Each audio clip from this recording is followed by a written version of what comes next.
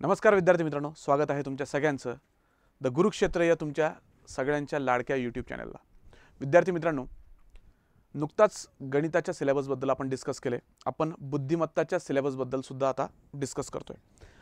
विद्यार्थी मित्रांनो, एक गोष्ट लक्षात घ्या, मी तुम्हाला गणिताच्या सिलेबसच्या वेळेस एक गोष्ट सांगितली होती की TCS पॅटर्न असो, IBPS पॅटर्न असो किंवा स्टेट पॅटर्न असो, पॅटर्न कुठलाही असेल, गणिताचे सगळेच्या सगळे टॉपिक तुम्हाला प्रिपेअर करावे लागतील। पण बुद्धिमत्ताच्या बाबतीत थोडंसं वेगळं आहे। आता बुद्धिमत्तामध्ये कुठल्या पॅटर्नसाठी नेमकं काय प्रिपेअर करायचं ते हे तुम्हाला थोडंसं ज्यावेळेस मी टॉपिक सांगेल त्या टॉपिकच्या समोरच लिहून देईल की कुठला टॉपिक TCS स्टेट पॅटर्नसाठी इम्पॉर्टंट आहे आणि कुठला टॉपिक IBPS साठी इम्पॉर्टंट आहे किंवा कुठला टॉपिक दोन्हीसाठी इम्पॉर्टंट आहे, याच्याकडे आपण जाऊया। विद्यार्थी मित्रांनो, एक्झाम्सबद्दल मी तुम्हाला ऑलरेडी गणिताच्या सिलेबसमध्ये सांगितलेलं आहे की कोणत्या कोणत्या एक्झामसाठी आपली ही बॅच फायदेकारक असणार आहे। तर सेम तुम्हाला त्याच सगळ्या एक्झामसाठी बुद्धिमत्ताची ही बॅच सुद्धा फायदेकारक असणार आहे। मित्रांनो, आपण अंकगणित बॅच 1.0 आणि बुद्धिमत्ता बॅच 1.0 अशा दोन बॅचेस चालू केलेल्या आहेत आपल्या ॲप्लिकेशनला। द गुरुक्षेत्र नावाचं ॲप्लिकेशन तुम्ही प्ले स्टोअरला जाऊन त्या ठिकाणी डाउनलोड करू शकता। डाउनलोड करून लॉग इन करून मग बॅचेस तुम्ही परचेस करू शकता। येणाऱ्या सगळ्या एक्झामसाठी, अगदी UPSC पासून तर क्लास 4च्या प्रत्येक एक्झामसाठी एकच बॅच करा मित्रांनो, वेगळी तुम्हाला बॅच करण्याची आवश्यकता नाही। आणि बऱ्याच लोकांचं असं म्हणणं असतं की सर क्लास 4 साठी आम्ही मोठे प्रश्न का प्रिपेअर करावे, तर सिच्युएशन मित्रांनो बदललेली आहे। आजची परिस्थिती फार वेगळी आहे, जुनी परिस्थिती वेगळी होती। आज आपल्याला छोटी एक्झाम जरी असेल तर प्रश्न मोठे प्रिपेअर करावेच लागणार आहेत। त्याच्यामुळे मित्रांनो, सगळ्यांनी डोक्यात एक गोष्ट टाकून घ्या, प्रत्येक लेवलचा प्रश्न प्रत्येक एक्झामसाठी महत्त्वाचा आहे। ओके, लवकरच मित्रांनो केंद्रीय एक्झामसाठी नॅशनल रिक्रुटमेंट एजन्सीद्वारे CET एक्झाम लागू होणार आहे। म्हणजे केंद्रीय स्तरावर जेवढ्या एक्झाम होतील यांच्यासाठी एकच CET असणार। बघा मित्रांनो, थोडंसं त्याबद्दल बोलतो मी सिलेबस सांगण्याच्या आधी थोडंसं NRA बद्दल बोलतो, नॅशनल रिक्रुटमेंट एजन्सी। हे मित्रांनो केंद्र लागू करणार आहे 2024 मध्ये, केंद्र लागू करणार आहे 2024 मध्ये। मग ह्या NRA द्वारे एक CET एक्झाम घेतली जाणार। काय घेतली जाणार? CET, common entrance test. आता ह्या CET साठी मित्रांनो जी लोक बसतील यांचा स्कोअर पुढचे 3 वर्ष व्हॅलिड असणार। पुढचे किती वर्ष व्हॅलिड असणार? 3 वर्ष व्हॅलिड असणार। आणि पुढच्या 3 वर्षात तुम्हाला द्यायच्यात फक्त मेन्स एक्झाम। पुन्हा तुम्हाला प्री एक्झाम देण्याची गरज नाही। पुन्हा काय द्यायचे तुम्हाला? Men's exam. या CET मध्ये पण वेगवेगळ्या फेजेसमध्ये एक्झाम असेल, 12वी आधारित वेगळी असेल, त्याच्यानंतर मित्रांनो ग्रॅज्युएशन वाल्यांची वेगळी CET असेल, त्यानंतर JEE वाल्यांची वेगळी, ज्युनियर इंजिनियर वाल्यांची वेगळी असेल। तर अशा वेगवेगळ्या CET तुमच्या त्या ठिकाणी होतील। रेल्वे वाल्यांची मे बी ग्रॅज्युएशनमध्ये रेल्वेवाले किंवा 12वी मध्ये रेल्वेवाल्यांची CET कव्हर करतील, ते रेल्वेच्या ज्या एक्झाम सेपरेट व्हायच्या। तर अशा वेगवेगळ्या ONGC आहे, रेल्वे आहे, वेगवेगळ्या केंद्रीय इन्स्टिट्यूशन ज्या आहेत त्यांच्यासाठी एकच CET होऊन ही CET किंवा ह्या CETचा एक क्रायटेरिया ठरवून दिलेला असेल किंवा ही CET जी मुलं पास करतील त्यांना पुन्हा पुढचे 3 वर्ष CET देण्याची आवश्यकता नाही। या विद्यार्थ्यांनी पुढच्या 3 वर्षात फक्त द्यायच्यात मेन्स एक्झाम। म्हणजे काय होईल मित्रांनो, विद्यार्थ्यांना फोकस करता येईल। बरेचशा विद्यार्थ्यांचं मन डायव्हर्ट होतं, डोकं डायव्हर्ट होतं। कशामुळे? की बाबांनो, आम्ही पूर्व परीक्षा पास केली, मेन्समध्ये गेलो, मेन्समध्ये फेल झालो, पुन्हा मला पूर्व परीक्षेची पायरी चढावी लागेल। तर मित्रांनो, हा तुमच्यासाठी, येणाऱ्या सगळ्या विद्यार्थ्यांसाठी, येणाऱ्या सर्व एक्झामसाठी ही एक सुवर्ण संधी असणार आहे की तुम्हाला फक्त CET द्यायची। CET दिली, पुढच्या 3 वर्ष तो स्कोअर तुमचा व्हॅलिड असेल आणि व्हॅलिड असलेल्या स्कोअरमध्ये तुम्हाला पुढच्या 3 वर्ष फक्त मेन्स एक्झाम द्यायच्यात। म्हणजे पुन्हा पूर्व परीक्षेचं टेन्शन नाही। पण मित्रांनो, हे सगळं करण्यासाठी याचा तगडा अभ्यास करावा लागणार आणि याच्यामध्ये गणित आणि बुद्धिमत्ता हे महत्त्वाचा रोल प्ले करणार आहेत। रिजनल लँग्वेजचं ग्रामर तुमचं, म्हणजे प्रत्येक राज्यामध्ये रिजनल लँग्वेज जी असेल, आता आपल्याकडे मराठी रिजनल लँग्वेज आहे तर आपल्याला Marathi grammar plus English grammar plus गणित बुद्धिमत्ता एवढा पार्ट पूर्व परीक्षेला टाकण्याचे चान्सेस आहेत मित्रांनो। फक्त 4 विषय, मराठी ग्रामर, इंग्लिश ग्रामर, गणित, बुद्धिमत्ता, एवढे 4च विषय CETला येण्याची दाट शक्यता आहे। ओके, आणि GSचा पार्ट जो असेल तो मेन्स एक्झाममध्ये जास्त प्रमाणात फोकस करतील। आणि ज्या अनुषंगाने मित्रांनो NRA लागू होणार, मग लवकरच राज्यामध्ये स्टेट रिक्रुटमेंट एजन्सी पण लागू होईल. मे बी जर केंद्र लागू करते 2024 मध्ये, तर राज्यांनी हे 2025 मध्ये लागू करायला हरकत नाही. बरोबर आहे. केंद्र जर 2024 मध्ये लागू करते तर राज्य निश्चितच ही या प्रकारची सीईटी प्रत्येक एक्झामसाठी फक्त MPSC सोडून आणि कंबाईन गट ब सोडून MPSC म्हणजेच राज्यसेवा परीक्षा आणि कंबाईन गट ब परीक्षा आणि तांत्रिक परीक्षा एवढा पार्ट सोडून बाकीच्या सगळ्या एक्झामसाठी एकच सीईटी आणि एक सीईटी पास केल्यावर पुढच्या 3 वर्ष फक्त मेन्स द्यायच्या. पुढच्या 3 वर्ष फक्त काय द्यायच्या तुम्ही? मेन्स द्यायच्या सगळ्या. इथे लक्षात, प्रत्येक मेन्स एक्झामची डेट वेगवेगळी असेल मित्रांनो. उलटा हा बदल पॉझिटिव्ह प्रकारेही तुम्ही घ्यायला पाहिजे. ओके, तर ह्या गोष्टींचा विद्यार्थ्यांना फायदाच आहे. चला आपण सिलेबसकडे येऊयात. सिलेबस नेमका काय बघा. पहिला टॉपिक आहे ठोकळा डाईस आणि दुसरा आहे घन क्यूब. मित्रांनो हा TCS आणि स्टेट पॅटर्नसाठी इम्पॉर्टंट आहे. IBPS शक्यतो याच्यावर क्वेश्चन घेत नाही. हे सुद्धा कॅलेंडर क्लॉक, घड्याळ दिनदर्शिका, हे टॉपिक सुद्धा मित्रांनो TCS आणि स्टेट पॅटर्न. तर TCS साठी मी T लिहिल, स्टेट साठी S लिहिल आणि IBPS साठी I लिहिल. आता IBPS ला हे टॉपिक शक्यतो विचारले जात नाही. आता मित्रांनो नातेसंबंध TCS ला पण विचारला जातो, स्टेट पॅटर्न मध्ये पण विचारला जातो आणि IBPS मध्ये सुद्धा विचारला जातो. कधी कधी नातेसंबंधाचं एक मोठं पझल करून एकाच नातेसंबंधाच्या प्रश्नावर 3-3 उपप्रश्न विचारल्या जातील. कशामध्ये मित्रांनो? IBPS मध्ये. आणि थोडंसं लक्षात घ्या मित्रांनो, TCS पॅटर्न आणि IBPS पॅटर्न मध्ये फरक काय? TCS पॅटर्न मध्ये प्रश्नांची काठिण्य पातळी पण कमी असते आणि प्रश्नांचा जो विचारण्याची जी पद्धत आहे ना, तर 2-3 लाइनर क्वेश्चन असतात बघा. बरोबर, 2-3 ओळीचे प्रश्न असतात. IBPS मध्ये मात्र प्रश्न फार मोठा असतो पॅराग्राफ टाइप मध्ये. तर हा डिफरन्स आहे थोडासा IBPS आणि TCS मध्ये विचारण्याचा. पण IBPS मध्ये जर एक प्रश्न जर पॅराग्राफ टाइप मध्ये मोठा विचारलेला असेल ना, तर IBPS एक करतं, विद्यार्थ्याची थोडी काळजी घेतं. त्या मोठ्या प्रश्नावर खाली 3-4 प्रश्न विचारलेले असतात. म्हणजे तो मोठा पॅरा जर तुम्हाला सॉल्व्ह करता आला तर त्याच्यावर तुम्हाला खाली किती प्रश्न ॲट ए टाइम? 3-4 प्रश्न तुम्हाला जमतील. येते का लक्षात तुम्हाला? ओके, आता पुढं दिशाज्ञान चाचणी पुन्हा TCS पॅटर्न, स्टेट पॅटर्न आणि IBPS पॅटर्न तिन्हीमध्ये हा टॉपिक विचारला जातो. संभाव्यता, प्रोबॅबिलिटी, परम्युटेशन, कॉम्बिनेशन, मांडणी, जुळणी. तुम्हाला पहिले पण सांगितलं मी, हे जे 2 टॉपिक आहेत हे काही अंशी गणित, काही अंशी बुद्धिमत्ता दोन्हीकडे रिलेट करतात. म्हणून सिलेबसमध्ये दोन्हीकडे हे टॉपिक मी टाकलेले आहेत. आणि हे 2 टॉपिक जे आहेत मित्रांनो शक्यतो TCS स्टेट पॅटर्न मध्ये येतात. यातला प्रोबॅबिलिटी जो आहे तो IBPS पॅटर्न मध्ये विचारला जातो. परम्युटेशन, कॉम्बिनेशन शक्यतो IBPS विचारत नाही. विचारतं काय? प्रोबॅबिलिटी. त्यानंतर वेन डायग्राम हा TCS आणि स्टेट पॅटर्न. पण हा टॉपिक मित्रांनो वेन आकृत्या आधारित तर्कानुमान, सिलॉजिझम ज्याला म्हणतो आपण, हा टॉपिक TCS स्टेट आणि शक्यतो IBPS आता खूप आवडतीचा टॉपिक आहे.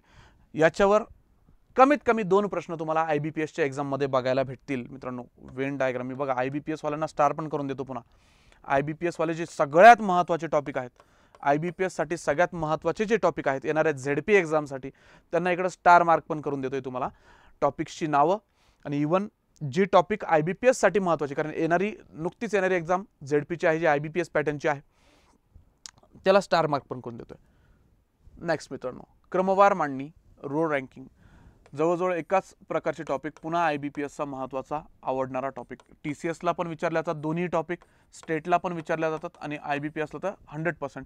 या रो अँड रँकिंगमध्ये किंवा सिक्वेन्शियल अरेंजमेंटमध्ये मित्रांनो रांगेतील स्थान म्हणजे हा विद्यार्थी इकडून ह्या क्रमांकावर, तो विद्यार्थी तिकडून त्या क्रमांकावर, दोघांनी आपली जागा आपापसात बदलली तर हा इकडून कितव्या क्रमांकावर असेल, त्या दोघांच्या मध्ये किती लोक असतील, अशा प्रकारचे वेगवेगळे प्रश्न रो अँड रँकिंगचे ते याच्यामध्ये कव्हर केलेले असतील मित्रांनो.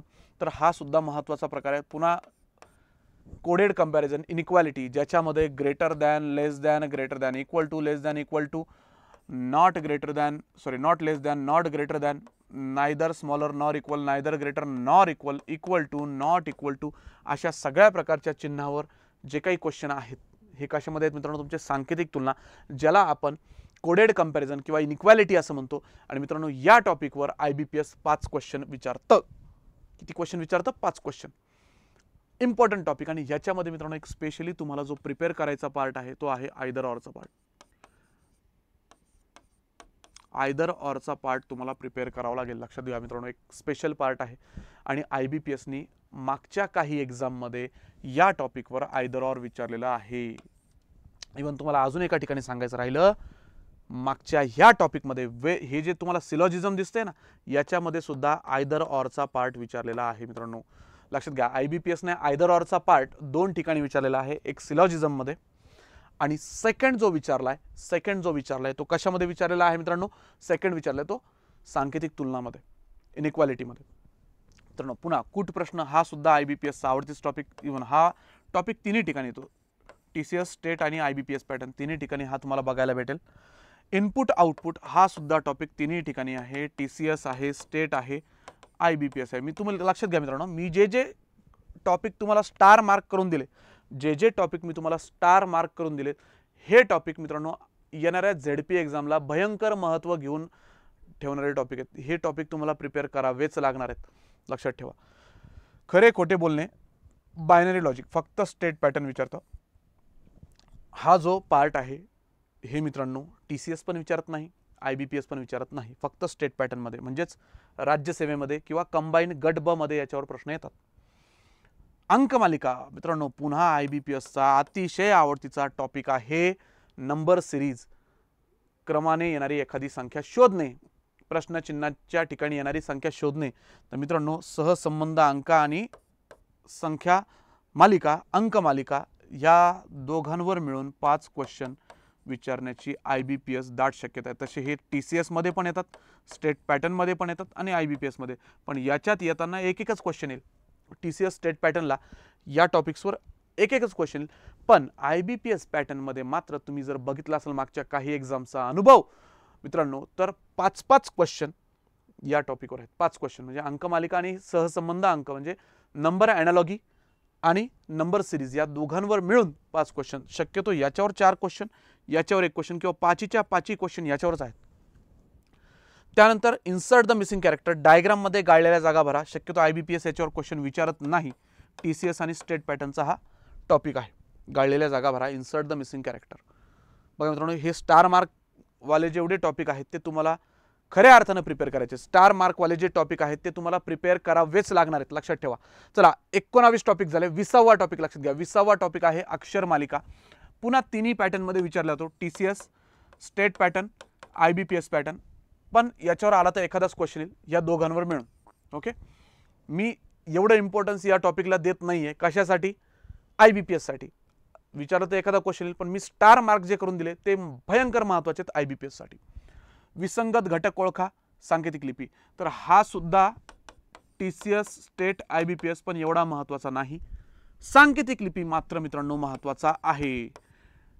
हाही तिन्ही ठिकाणी विचारतो.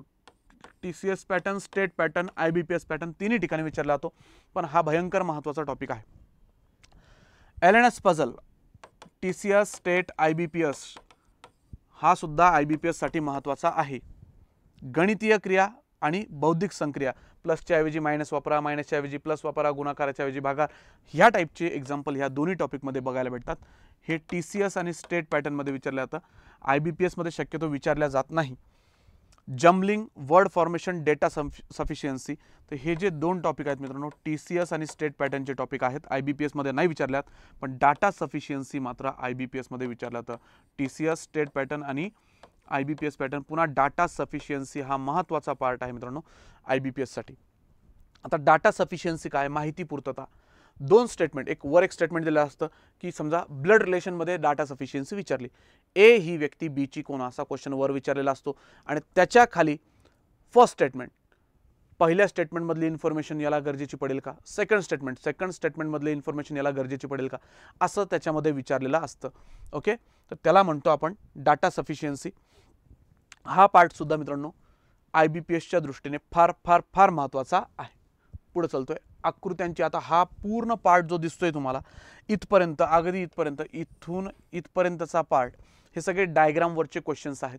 त्याच्यामध्ये आकृत्यांची संख्या मोजणे, आकृती शृंखला म्हणजे इमेज सिरीज, त्याच्यामध्ये पुढची जसं नंबर सिरीज असतं तशी इमेज सिरीज, पुढची इमेज कोणती असेल, सहसंबंध आकृती, ह्या आकृतीसारखी ही आहे तर ह्या आकृतीसारखी कोणती, विसंगत आकृती, ऑड फिगर ओळखणे, म्हणजे काही फिगर दिलेले असतील त्यातली एक वेगळी फिगर कोणती ते ओळखणे, आरशातील प्रतिमा, पाण्यातील प्रतिमा, पेपर फोल्डिंग कटिंग, आकृती पूर्तता करणे म्हणजे फिगर कंप्लीशन, लपलेली आकृती शोधणे, एम्बेडेड फिगर. तर हे सगळे मित्रांनो डायग्राम ओरिएंटेड टॉपिक आहेत, हे सुद्धा महत्त्वाचे आहेत IBPS साठी.